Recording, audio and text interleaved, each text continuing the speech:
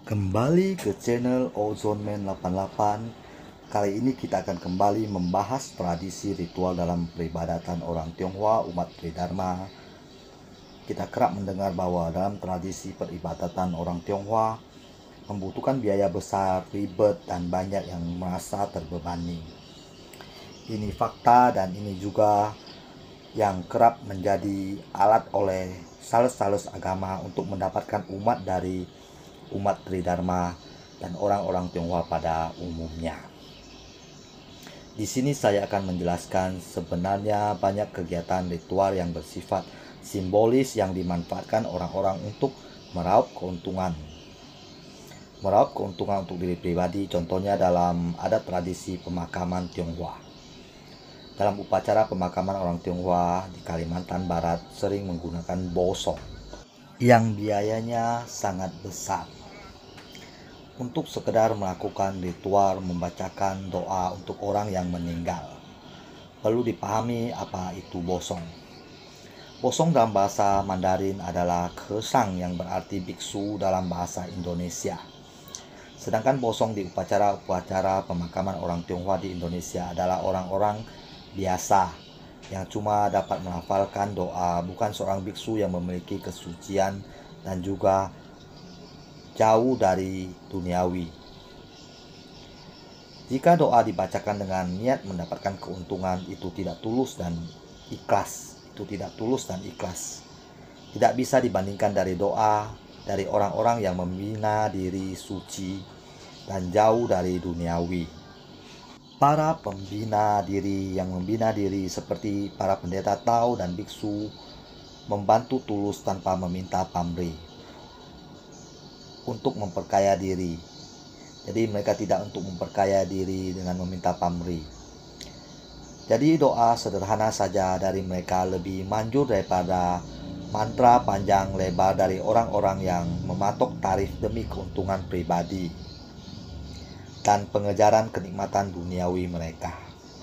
Saya sendiri sebagai seorang pembina diri dalam ajaran kebenaran suci memegang prinsip menolong dengan tulus, ikhlas, tidak akan mematok satu sen pun harga untuk mendoakan siapapun orang yang hidup maupun sudah meninggal. Dengan begitu doa saya baru bisa manjur dan dapat diterima oleh Tao Yang Maha Esa dan para dewa-dewi.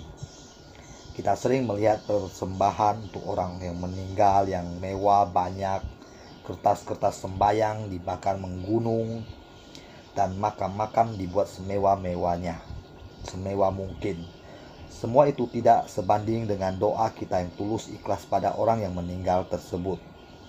Seperti yang saya lakukan setelah ibu saya meninggal, saya mendoakan ibu saya 2 kali setiap hari. Saat saya bersembayang di altar dewa saya selalu mendoakan ibu saya agar arwah beliau dapat tiba di tempat paling baik, paling damai, bahagia, paling suci di alamnya, di alam sana. Semua persembahan, bahkan peti mati emas, tidak sebanding dengan doa yang dipanjatkan setiap hari. Jika ingin berbakti kepada orang tua Anda atau pendahulu kita, pendahulu-pendahulu Anda yang sudah meninggal, cara terbaik adalah mendoakan mereka setiap hari. Anda bisa meminta bantuan seorang pendeta Tao, biksu, maupun orang yang membina diri seperti saya untuk mendoakan orang-orang yang Anda kasihi yang telah meninggal itu setiap hari. Dalam segala adat istiadat, upacara keagamaan, sembahyang, yang paling penting itu niat ketulusan. Tidak perlu berlebihan dalam persembahan, dalam hio, kertas sembahyang, dan lain-lainnya. Karena Tao Yang Maha Esa dan para dewa-dewi yang utama yang dicari dari diri kita, dari doa-doa kita adalah ketulusan dan keikhlasan kita dalam bersembayang, serta bagaimana Anda kita menjalankan ajaran kebenaran suci, memupuk kebajikan. Jangan membuat ritual malah menipiskan iman Anda, iman kita, karena merasa terbebani. Jangan mau membiarkan orang-orang memanfaatkan adat tradisi keagamaan kita untuk mencari keuntungan. Keyakinan, iman kita adalah hubungan personal antar kita dengan Tao Yang Maha Esa. Jadi yang utama adalah kesungguhan dan ketulusan hati kita.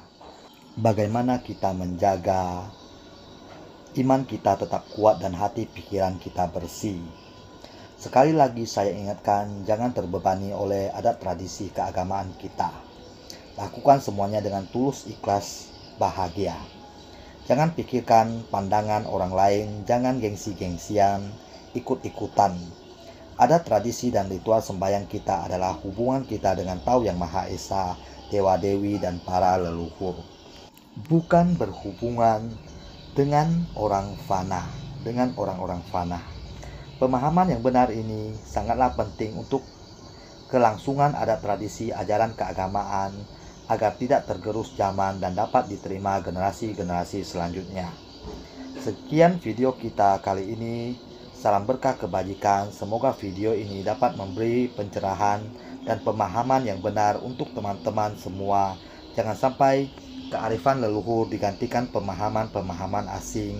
Sampai jumpa di video-video selanjutnya.